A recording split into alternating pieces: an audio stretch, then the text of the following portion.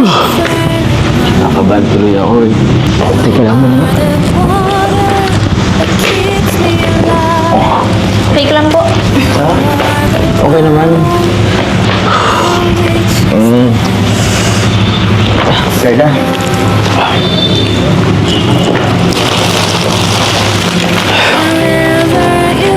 Will you be my girlfriend?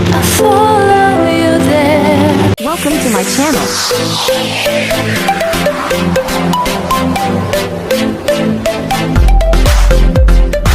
Chat po siya so hapon na nagparatangis daw po siya kitong nakaaging banggi. Sabi Umiyak po? Iyak daw po siya nung nakarang gabi. Sabi ko, bakit? Ano daw po may gusto siyang sabihin kay Kuya niya, Rab, kaso nahihiya daw siya. Nahihiya? Kasi baka yung isipin daw po ng mga sponsor tungkol sa pag-aaral. Kasi kagaya din siya ni Roseanne, Kuya Rab, pinapaabot niya po sa iyo daw na nahirapan daw po siya, ay sobrang stress niya po. Kasi dami po baga namin pinagdaanan, namatay yung lolo niya. Kaya yun po, sobrang stress siya, parang ano po siya, parang daming iniisip. Daming iniisip? May pwede kong upo Kaya man. ano po, sabi niya po kung pwede daw, mag-ship na lang daw po siya sa education. Kasi masyado po siya nahihirapan. Tapos isa daw po pa yung mga basher niya. Natawag nga po siya kanina sa akin. Opo, umiyak po. Sabi niya nga po, napapauwi na daw siya dito sa bahay. Sabi ko, ikaw, kung ano ang gusto mo, kasi siya naman po ang mag-aaral. Opo. Hindi ko naman hawak yung isip mo, kasi sabi ko, sa kanya nung una pa, talagang teacher naman ang gusto niyan. Sabi ko, bahala ka kasi ikaw naman ang mag-aaral, hindi naman kami. So yun mga kasukay, mga kalingap, narinig natin itong mama ni Carla, no? Same as Roseanne. Ito pala si Carla ay nagdadalawang isip dun sa kanyang course. So habang maaga pa, dapat is makapagsabi siya kay Kalinga Frab para makapag-ship siya ng ibang course, no, ng EDOC, mga kasukay, mga kalingap. Kasi kung pipilitin niya na yung kinukuha niya ngayon tapos hindi naman niya pala yun gusto, is baka hindi niya talaga kakayanin, no, mga kasukay, mga kalingap. So nakikita natin dito na itong si Roseanne at si Carla ay parehas sila, no, na hindi nila talaga undecided sila dun sa course na kanilang kinukuha na nursing, no. Kasi 4 years po ang nursing, so dapat ngayon pa lang makapagpalit siya ng course na yung gusto niya, yung talagang willing siya, na yun talaga yung bukal sa puso niya, no. Kasi yung nursing, kung nakikigaya lang sila ng course, talagang mahirapan po sila, no. Tsaka mahirap daw talaga ang nursing, mga kasukay, mga kalingap. Kaya kung EDOC yung gusto nila, go sila sa EDOC habang maaga pa, di ba? Para makapag-decide siya, no. Kung nahihiya siya kay Kalinga Frab, dapat wag siyang mahiya kasi siya naman yung may katawan. Kung ano naman yung course na gusto niya, dapat yun ang piliin niya, no. Wag yung gaya-gaya na eto yung gusto nila, makikigaya na rin ako para sama-sama kami. Hindi naman maganda yung kasi kung hindi naman yun yung bukal sa puso mo na course na gusto mong kuhain, dapat hindi ka mahihiya. Dapat isabihin mo ng maaga kay Kalinga Frab, no, para makapagpalit ka ng course na gusto mong na kuhain. So ituloy pa po natin. Dito ko rin na si Carla dati. Kasi dito talaga sa lahat kayo. Dito siya nakapwesto dati. Nga po. Tapos dun sa unahan, sa may tindahan. Dagan na rin kami dyan. Nagkanta rin kami dyan. Pareho po kayo. Dito, kinantahan ko rin siya dito eh. Tsaka, matagal na rin yung huling pagpunta natin dito. Oo nga po. Tsaka dito rin kami unang nagkakilala ni Carla.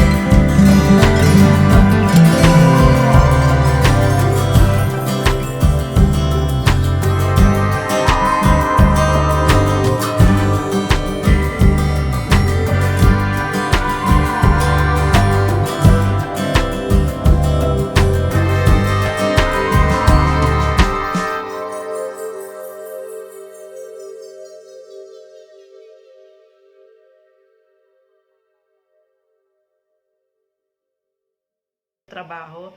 Tapos, first time mo, talagang maninibago ka, mananakit ang katawan mo. Parang ganun din yung sa unang pasok nila sa college, no? Naninibago sila sa atmosphere kasi iba po yung sa college at iba din nung ano sila, nasa high school o sa elementary, no, mga kasukay, mga kalingap. So, nanibago sila, kaya sobrang na-stress sila kasi syempre kung mahirap yung mga gawain doon, talagang maninibago sila, no, mga kasukay, mga kalingap. Ganun talaga, no, sa first, sa una, mahirap, pero yung unti-unti, nasasanay ka at gumagaan yung mga daily activities na ginagawa mo. Ganun po yun, no, mga kasukay, mga kalingap. Kaya, etong si Jomar, namimiss niya si Carla kasi kung dati, pag tumalaw sila, nandiyan si Carla agad.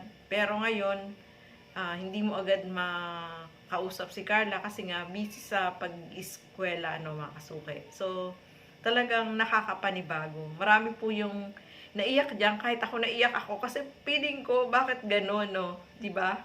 So, ganun talaga, no, sa una mahirap pero unti-unti gumagaan at nasasanay ka at magiging ano na, normal na yung pag-eskwela, no, mga kasukay. Ganun talaga, hindi ka pa sanay sa una pero unti-unti yan. So, ituloy pa po natin. Will you be my girlfriend? Ano po yun? Tatanong ako, will you be my girlfriend? Tumayo ka nga po dyan po. Oh, bakit? Seryoso ako. Tinatanong kita, will you be my girlfriend?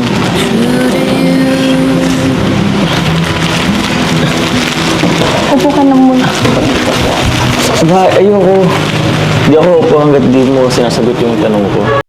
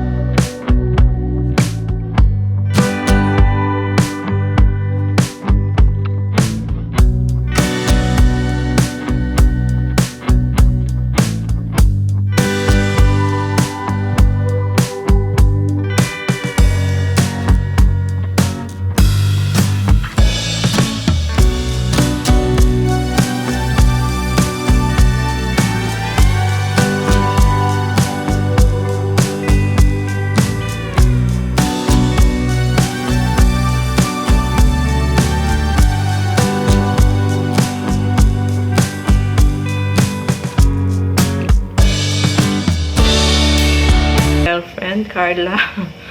So, syempre, si Carla, alam nyo naman yan. Study first before love, no, mga kasukay, mga kalingap. Lagi niya sinasabi na wala siyang time sa mga ganyang bagay at focus siya sa pag-aaral niya. Papa Joms, yan. Busted ka. Busted ka, Papa Joms. Pero eto naman, no, mga kasukay, mga kalingap. Napansin nyo at marami yung nakapansin dito kay Carla na malungkot siya, no. Parang na-stress. Parang malalim yung iniisip ni Carla. Siguro nga dahil undecided siya dun sa kanyang course na kinuha. Kaya the best na gawin niya is makapag-decide siya kung ano ba talaga yung course na gusto niya, na talagang bukal sa puso niya, na maluwag yung kalooban niya, na yung course na yun ay talagang gusto niya, no. So, yun yung napipili ko dito kay Carla, mga kasukay, mga kalingap. At huwag niya isipin yung mga basher kung sino man dyan. Isipin mo yung sarili mo. Kasi ikaw naman ang magdadala niyan. Ikaw naman yung mag-aaral. Hindi naman kami, di ba? Hindi naman yung mga basher kung ano-ano yung mga sinasabi nila dyan. Yung mga sponsor ay nakasupport lang naman. Mauintindihan nila kung yung course na gusto mo is eduk talaga. So, yun ang gawin, yun ang go ka doon sa course na yun, di ba? Hindi yung gaya-gaya doon sa mga kasama mo. So, yung book inayos pa, no? So, ayan mga kasukay, mga kalingap. So, walang time si Carla sa pagbo-boyfriend, Papa Jones. Alam mo naman, nag-aaral, kaya focus muna at mahirap talaga yung pag-aaral niya. Kaya, no time for love. Kung makapaghintay ka naman, Papa Jones, maghintay ka, ano? May tamang panahon dyan na si Carla din yung magdi-decide kung kailan niya gustuhin na magkaroon ng boyfriend o inspirasyon ng mga kasukay, mga kalingap. So marami po yung nakapansin kay Carla na parang iba yung aura ng mukha niya, malungkot siya, parang malalim yung iniisip niya. So sana makapag-decide siya kung ano yung gusto niya talaga na course na gusto niyang kuhain, no? So ayan, maraming salamat po sa inyong panonood at lagi po nating suportahan lahat ng mga Kalingap reactors and Kalingap charity vlogger. Maraming salamat po at hanggang sa muli. Keep safe everyone. Thank you for watching. Mabuhay po tayong lahat. Bye-bye!